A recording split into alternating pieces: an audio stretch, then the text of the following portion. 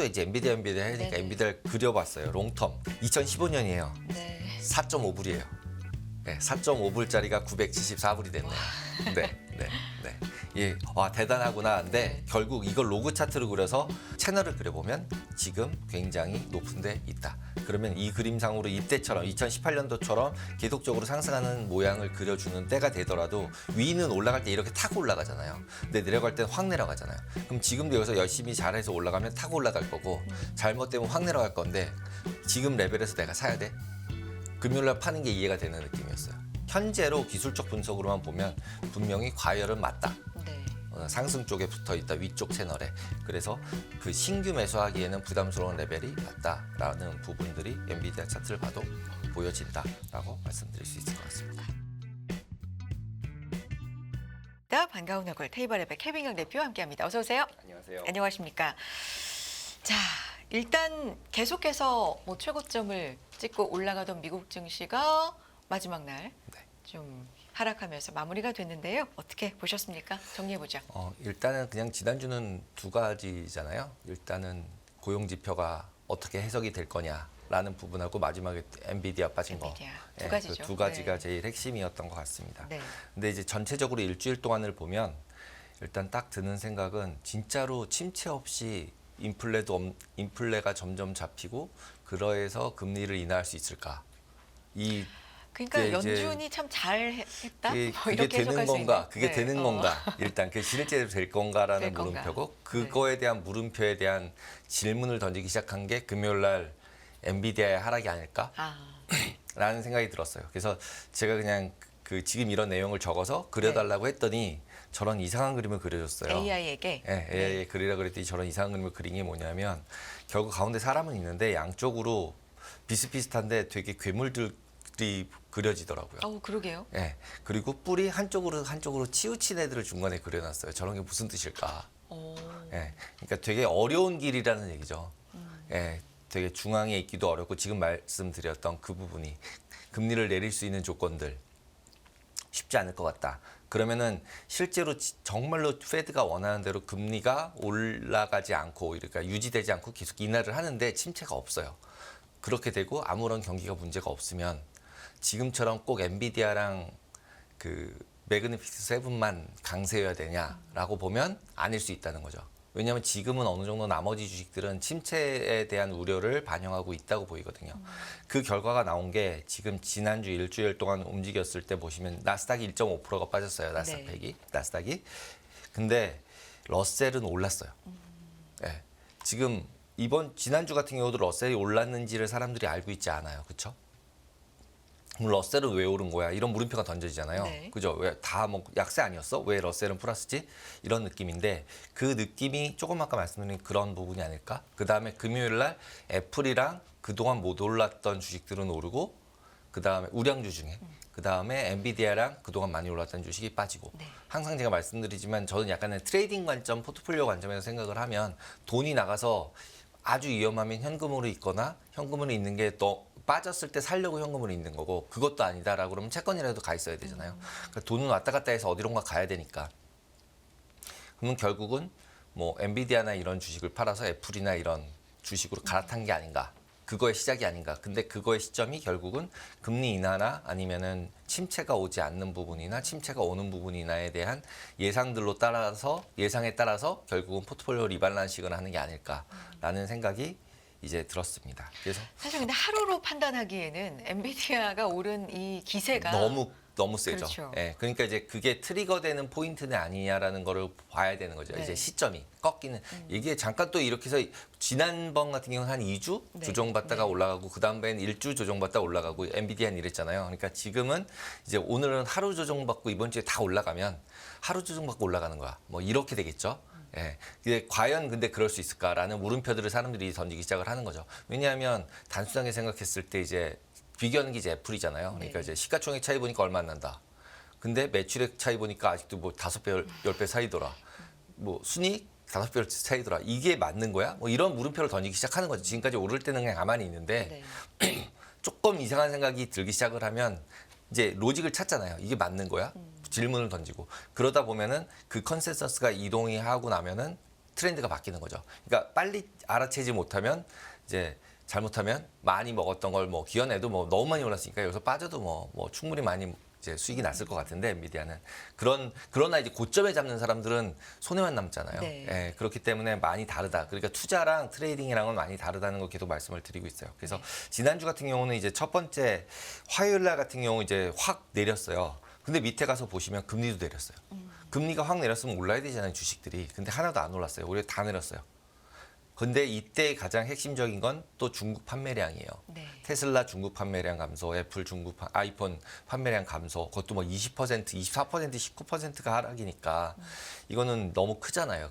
퍼센티지 자체가. 그러니까 결국은 대중국 수출 관련해서 우려들이 계속 발생하고 그러다 보니까 주가들이 많이 빠졌죠.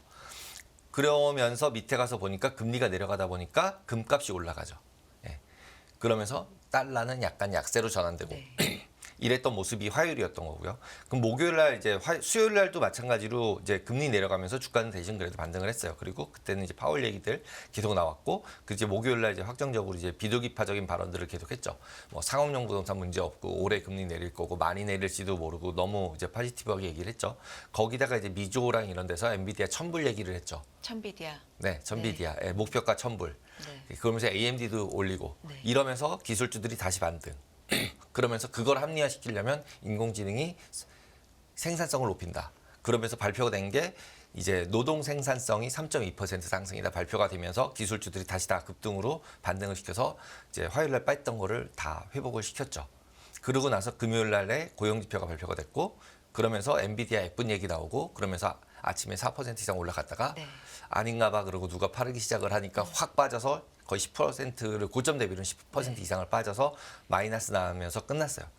그러다 보니까 나스닥은 마이너스 1.5%, 러셀은 그 중에도 별로 의외로 오른 다음에 상승폭을 줄이지 않았어요. 그러니까 폭락을 하진 않았다는 거죠, 상대적으로. 그래서 플러스를 만들어냈고요. 그리고 연간으로 보시면 S&P는 7.4, 그 다음에 나스닥이 7, 다우존스가 2.7, 그 다음에 러셀이 2.7이에요.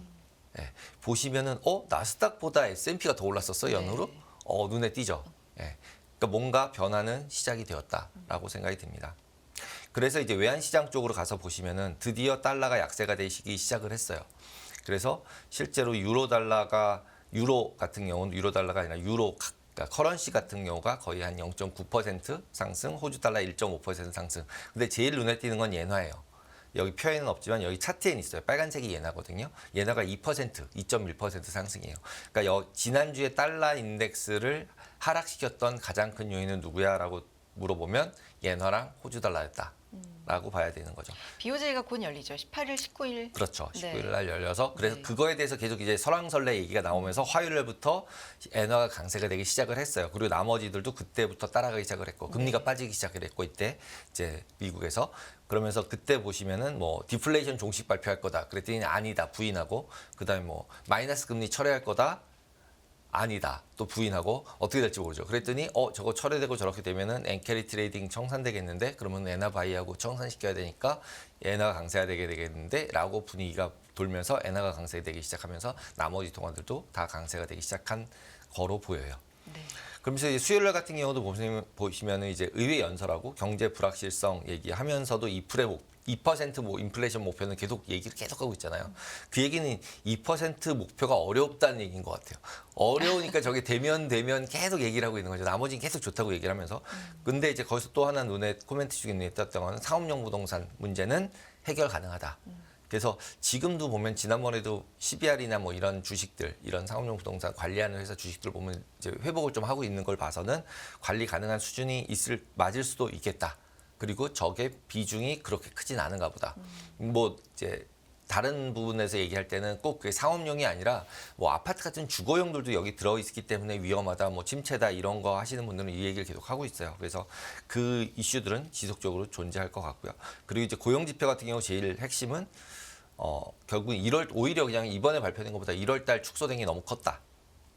예, 보시면은 1월 달에 그러니까 35만 3천이었던 걸 22만 9천이면은 너무 많이 조금 한 10에서 20% 바꾸면 되는데 이건 좀 너무 심하잖아요. 아니 그때 네. 이렇게 잘 나올 수가 있어? 그쵸. 괴물급이야 뭐 이런 네. 표현들을 했었기 때문에 사실은 그 정도까지는 아니었다는 건데. 아니었다는 게 확정이 된 거죠. 네. 그리고 이제 이런 이제 고용 지표는 그러다 보니까 결국 뭐 신뢰성이 떨어지느니 뭐 이런 얘기들이 이제 막 하는데 뭐 언제 이거 하루 이틀 발표했던 것도 아니고 네. 그리고 변동성이 이렇게 적었던 이렇게 큰 적은 별로 없었지만 변동성이 크다는 얘기는 그만큼 뭔가의 환경 자체가 많이 바뀌고 있다. 그래서 파타이머들이 계속 늘어나고 있고 그러다 보니까 이게 막 섞이니까 이런 현상들이 일어나는 게 아닌가. 그래서 이제 사람들이 찾아보니 고용지표 안에서 운송, 창고, 소매 판매, 그다음에 프로페셔널 이런 데들이 수정폭이 컸더라. 1월 달에. 그렇다는 얘기는 결국 뭐 배송하고 이런 것들 그러다 보니까 이제 파타이머들이 늘어나서 이제 이런 부분들을 더 그러니까 정규직 같은 경우들이 계속 줄어들고 있는 모습을 보이면서 실제로 이거는 계속 고용이 약화가 되고 있는 거는 맞다. 트렌드상으로 보면. 네, 전체 트렌드로 막 위아래로 왔다 갔다 하고 있지만 전체 트렌드는 내려가고 있고 실업률은 전체 트렌드가 올라가고 있고 그래서 고용은 식고 있다라는 게 맞다고 생각이 들기 시작하는 거죠, 이제.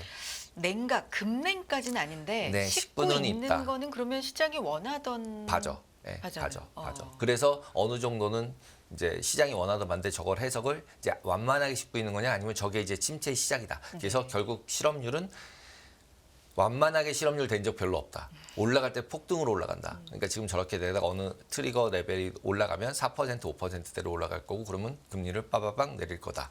이런 쪽으로 침체가 올 거다. 이렇게 주장하시는 분들도 아직도 굉장히 많아요. 그리고 주간으로 움직인 걸로 쭉 보면은 네. 종목으로 보면은 인공지능 말고는 올라갈 게 없는 거야? 막 이런 느낌이었잖아요. 그랬는데 약간은 엔비디아 빠졌다고 그렇게 얘기를 했지만 주간으로 9.4% 상승이에요. 예. 예. 메타도 상승이고. 5%가 빠졌음에도 예, 빠졌음에도. 그리고 애플은 올랐다고 얘기를 하고 있지만 4.9% 마이너스예요. 예, 아직도. 그러니까 이거는 결국은 애플이 여기서 그러니까 하락을 멈추지 않는데 AI까지 빠지는 쪽으로 가면 지수 같은 경우는 엄청 많이 빠질 수 있겠죠. 네. 예, 그런데 그래서 지금 저는 아까 처음에 모두에 말씀드렸듯이 포트폴리오 조정이 아니냐. 예, 빠진 종목과 오른 종목들의 포트폴리오 조정을 시작하지 않았을까? 주식 매니저들이. 왜냐하면 전체 그림은 뭐 이렇게 트레이딩하는 사람들이 뭘 이렇게 샀다 팔았다 하면서 얘기를 많이 하지만 기본적으로 전체 그림은 포트폴리오 매니저들이 이제 포트폴리오 전체를 시프트하면서 이제 움직이잖아요. 트렌드 전체가 항공모함이니까 걔네는 예, 거기서 시작을 한 거냐 아니냐를 이제 이번 주를 보면 알 수 있지 않을까. 저게 트리거냐 아니냐. 네. 네, 보면서 그 부분을 주요하게 봐야 될 것 같습니다. 그리고 이번 주 볼 거는 앞부분에 앞에서 이제 다 많이 말씀하셨었던 것 같고요. 그리고 코어 CPI 이번 주에 발표되는데 이 밑에 있는 게 코어 CPI MOM이에요. 월. 근데 보시면은 1월부터 5월까지는 높았었어요. 그죠? 네. 작년에. 그러면은 지금 계속 6월 달에 금리 인하를 할 가능성이 높다라고 페드와치나 이런 데서 보면 나오는데 보면 6월 달에 이렇게 낮았었잖아요. 작년에. 그러면은 이번에 6월까지 돼서 합산을 잘하면 이제 페드가 얘기하는 2% 보여질지도 모르는 거죠. 이 더하기를 잘하면. 왜냐하면 높은 게 빠져나가잖아요. 네네. 예, 그러면은 이번 달부터 나오는 게 중요한 거죠. 이제 이게 3자냐, 이게 0.3, 뭐 0.35, 뭐 이런 레벨에서 0.4 이하에서 유지가 되느냐, 아니면 0.2 어쩌고 저쩌고로 나오면 이걸 쭉 더하면 2% 볼 수 있겠죠. 예, 이 앞에가 워낙 낮았으니까 6월, 7월, 8월이 워낙 낮았잖아요. 그러면 합산해가지고 보면은 낮을 수 있는데 지금부터 그래서 이번 주에 나오는 지표들은 조금 더 무게가 실리지 않을까 지난달보다는 CPI가 이런 생각이 듭니다. 이번 주는 물가 주간이네요. 네, 물가 네. 주간입니다. 그리고 이제 페드와치 보시면은 네. 지난주하고 지지난주에서 보시면 내려갔어요. 한 칸씩 한 칸씩 내려갔는데 안 움직인 데가 어디였냐면 6이 안 움직였어요. 그리고 하락한다라고 하면서 그리고 11월에 안 움직였어요. 네. 그 얘기는 6월 달에 금리 인하가 되느냐 안 되느냐에서 이 위로 올라가서 6월 달에도 금리 인하 못하는 쪽으로 갔을 경우에는 조금은 임팩트가 있겠는데 그래서 지금 정도 내려와 주는 쪽으로 가는 게 전체적인 이제 주식 수급을 봤을 때는 조금 더 나을 수 있을 것 같다. 근데 이제 지금 이 일드 커브 같은 경우를 제가 올해 연초 거 대비로 비교하는 커브를 가져왔어요. 근데 앞쪽 만기 짧은 쪽을 보시면 변화가 별로 없었어요. 그리고 1월 달 이 약간 애매한 색깔, 이 녹색도 아니고 이 색깔인데 노란색도 아닌 빨간색, 파란색은 이제 빨간색은 1월이고요. 그 다음에 파란색은 지금 이번 주고요. 그건 이상한 색깔이 지난주거든요. 근데 1월 달 거랑 비교를 해보고 싶어서 이게 비교를 해서 가져왔어요. 근데 네. 1월 달 초보 1월 2일 대비해서는 빠졌어요. 그죠? 빠지긴 빠졌어요. 그죠? 조금. 금리 인하 처음엔 많이 안 할 듯 하다가 또 하다로 바뀌어가고 있잖아요. 그렇죠? 그러니까 빠졌으니까 별로 크게 안 변했는데 뒤쪽 와서 보시면은 1월 달 대비해서 올랐어요. 네. 근데 지난주 대비해서는 빠졌어요. 그래서 중앙에 있죠, 지금 파란색이. 그래서 지난주 대비해서는 내렸고 연초 대비해서는 아직도 올랐다.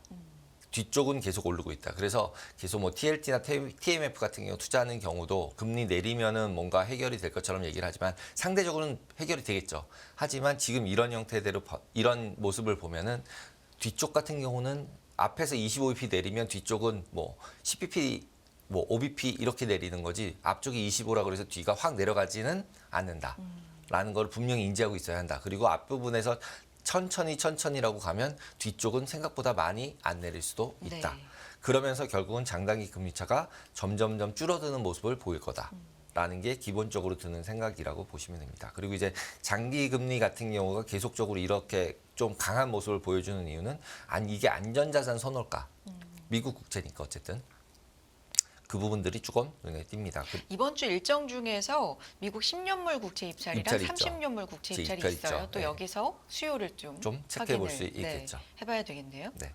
그래서 오늘 또 하나 가져온 것 중에 네. 하나는 그 BOA에서 발표하는 이제 빅스 같은 인덱스가 있어요. 그게 무브거든요. 근데 무브를 보시면은 중간에 막 왔다 갔다 할 때는 크게 볼 필요가 없는데 무브가 굉장히 점프해서 올라갔을 때가 언제인지를 보시면 이렇게 확확 뛰잖아요. 빨간색이 무브거든요. 그리고 파란색이 S&P.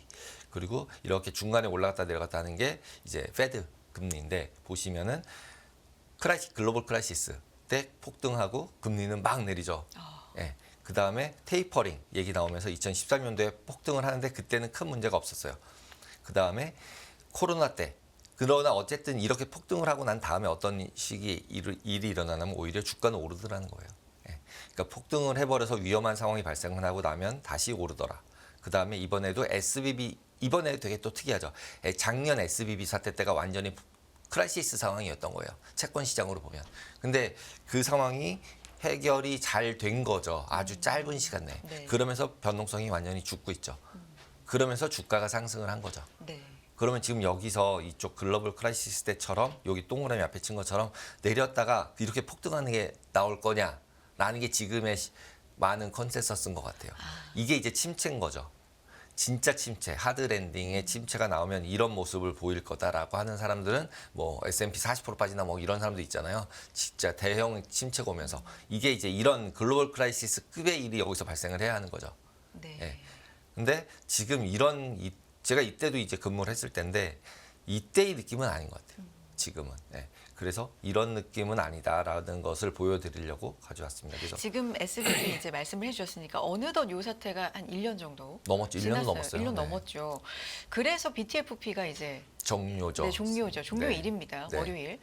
요걸로 인한 뭐 영향이랄까요? 이 움직임은 없을까요? 되게 이게 애매한 부분인 것 같아요. 왜냐하면 솔직히 재작년 같은 경우에 LDI 사태라고 해서 장기금리 올랐다 그래서 네. 뭐 보험사들 연기금 문제된다고 발표하면서 난리가 났었고 그리고 SBB 사태도 뭐 상업용 부동산 얘기 난리 나가지고 까봤더니 그게 아니라 쟤네들 장기채 샀대. 예, 턴 미스매치 했대. 그러면서 그냥 쟤네 없애버려. 없애버리고 딴 애들도 저렇게 죄송합니다. 없어지는 네. 거를 막으려고 하다 보니까 BTFP를 만들어준 거죠. 그래서 그게 이제 끝나는 거고. 그러면은 이 상황들이 그러면은 바뀌었을 때 아까 앞에서 보셨지만 1월 달 대비해서도 금리가 오히려 올랐고 그러면 그때 과거 SBB 사태 때 대비해서 금리가 많이 내렸냐 보면 많이 내리지도 않았어요. 예. 근데도 별로 문제가 안 되고 있죠. 근데 이게 이제 프로그램상 제가 알기로는 신규로는 이제 이용을 못하고 종료가 되니까 신규로는 이용을 못하고 기존의 이용은 만기 이제 연장이 1년 남은 그 만기까지 준거는 그대로 냅두는 준거는. 거죠. 그리고 지금 네. 지금 그 큐티한 것도 네. 팔지는 않는데 사지는 않는 거죠. 아. 예, 그거랑 유사한 느낌이죠.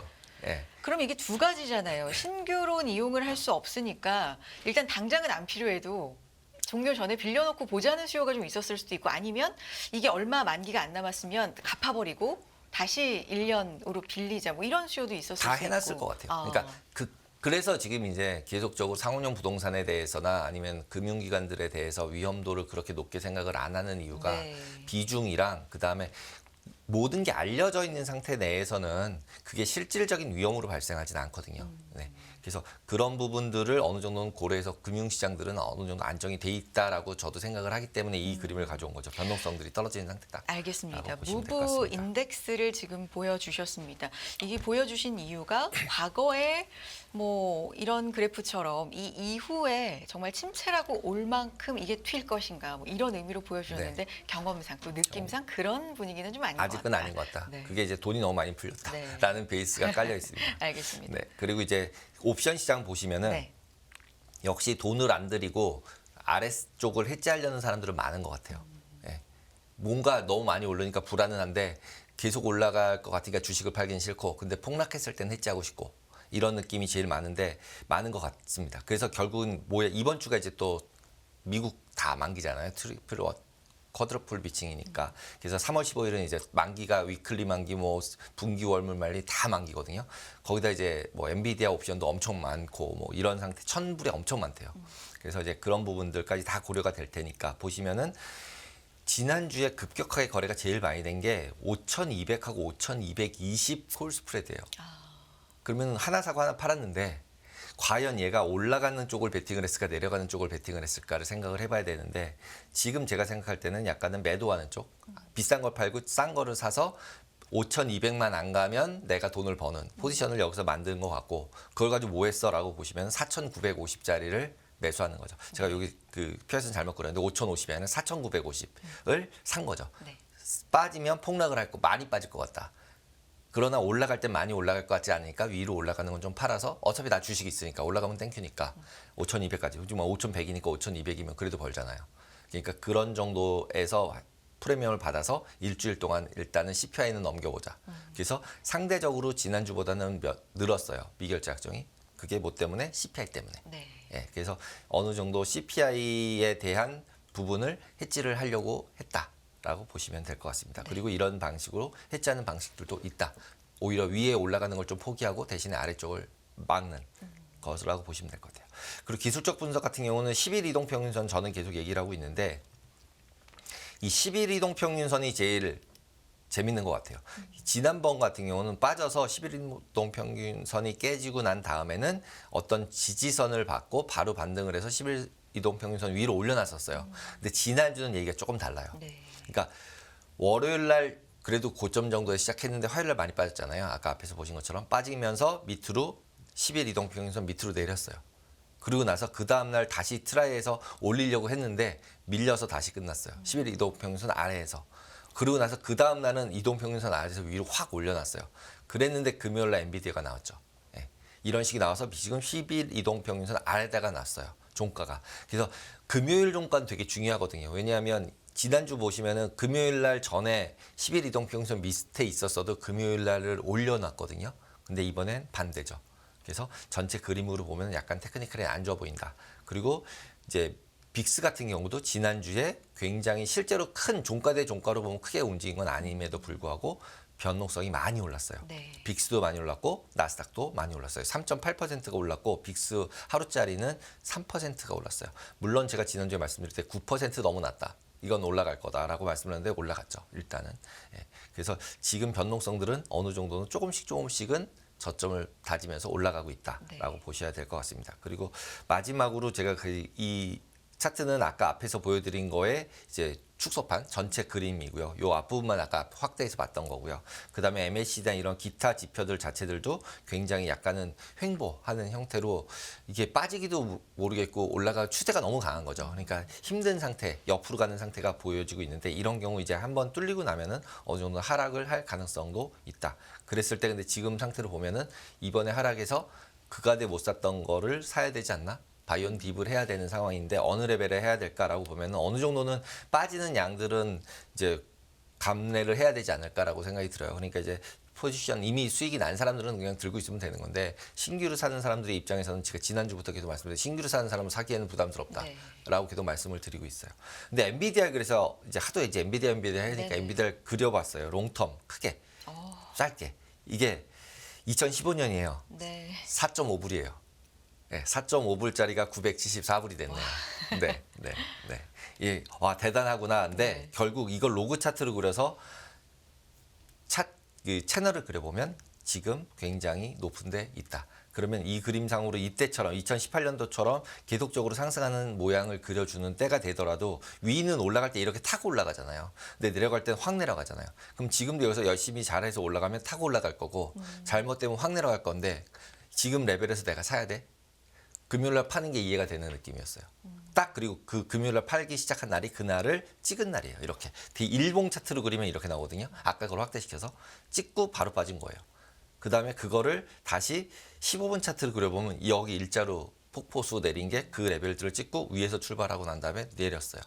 그래서 결국은 여기서 엔비디아가 횡보라도 해줘야지 여기서 네. 급락을 해버리는 상태에서 애플까지 무너지면 이거는 지수가 정말로 많이 이제 하락할 가능성이 있다라고 보이고요. 그래서 애플이 어느 정도 지켜주고 AI 주식들이 조금 더 조정을 받으면은 좀 이제 하락폭은 좀 낮은 상태로 유지가 될 가능성은 있다. 그래서 지금 현재로 기술적 분석으로만 보면 분명히 과열은 맞다. 네.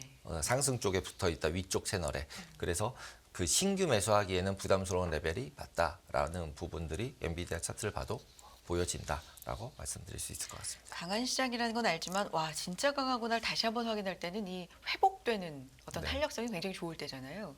이번 주에 어떻게 될지. 네, 봐야 될 것 같습니다. 네. 거의 다 CPI까지 같이 있으니까. 거기다 그 다음 주에 FMC. 네.